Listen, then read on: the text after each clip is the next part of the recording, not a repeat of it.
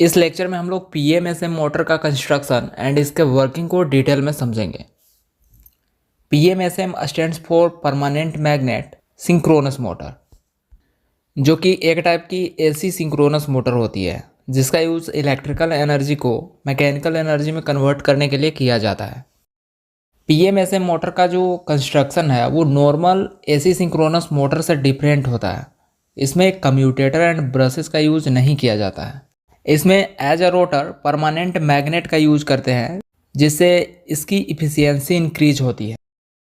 PMSM different main part से मिलकर consist होती है। First main part is the stator. Stator is the stationary part of the PMSM motor. यहाँ पर stator core है जो कि आउटर फ्रेम के साथ अटैच्ड रहता है। जो आउटर फ्रेम है वो जनरली कास्ट आयरन से बनाया जाता है जो कि स्टेटर कोर को मैकेनिकल सपोर्ट प्रोवाइड करता है एंड इंटरनल असेंबली को डैमेज होने से प्रोटेक्ट करता है। इसका स्टेटर पार्ट जो है उसको सेम उसी तरह से डिज़ाइन करते हैं like normal AC synchronous motor. यहाँ पर भी कोर को बनाने के लिए लेमिनेटेड सिलिकॉन स्टील का यूज़ करते हैं क्योंकि सिलिकॉन स्टील का परमिएबिलिटी हाई होता है जो कि मैग्नेटिक फील्ड लाइंस को सपोर्ट करता है। And lamination is the arrangement of various thin sheet that joins together to reduce the eddy current loss. इसके स्टेटर के इनर पोर्शन पर स्लॉट्स बना हुआ रहता है जहाँ पर 3 फेज वाइंडिंग प्लेस्ड रहता है आइदर इन डेल्टा और star like conventional AC synchronous motor. इसका नेक्स्ट इम्पोर्टेंट पार्ट है इसका रोटर, जो कि मशीन का रोटेटिंग पार्ट होता है। पीएमएसएम मोटर में as a rotor permanent magnet का यूज करते हैं। सिंस हम लोग परमानेंट मैग्नेट को यूज में ले रहे हैं इसलिए इसके रोटर पर वाइंडिंग नहीं करते हैं। As well as brushes and commutator का यूज नहीं करते हैं।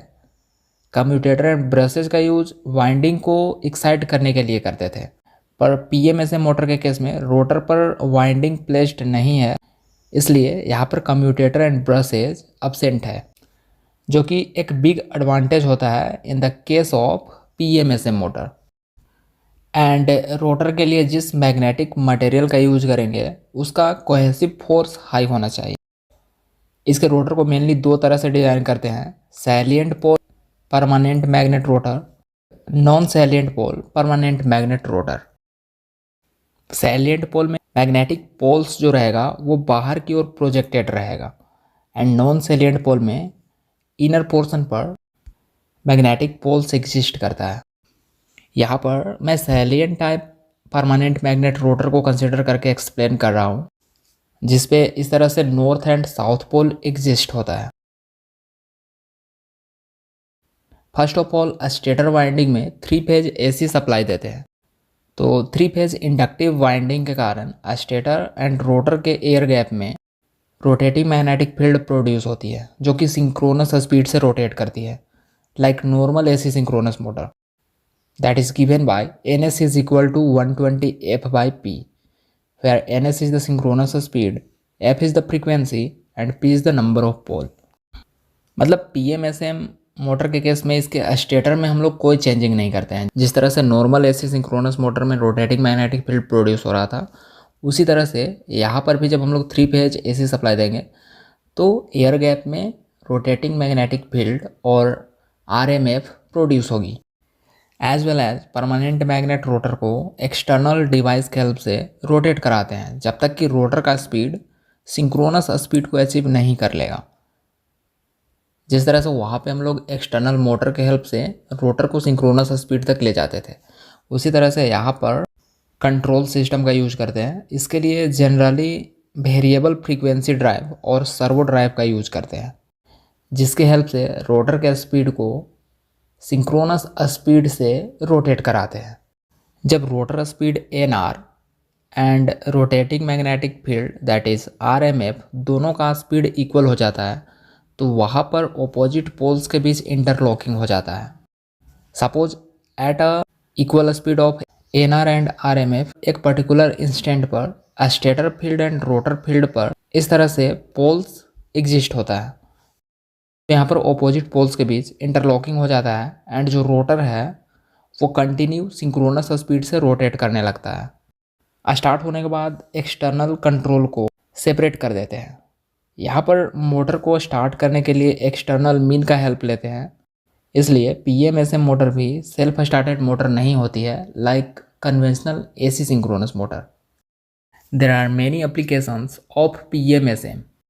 PMSM मोटर का यूज़ एयर कंडीशनर्स में किया जाता है। इसका यूज़ रेफ्रिजरेटर सिस्टम में किया जाता है।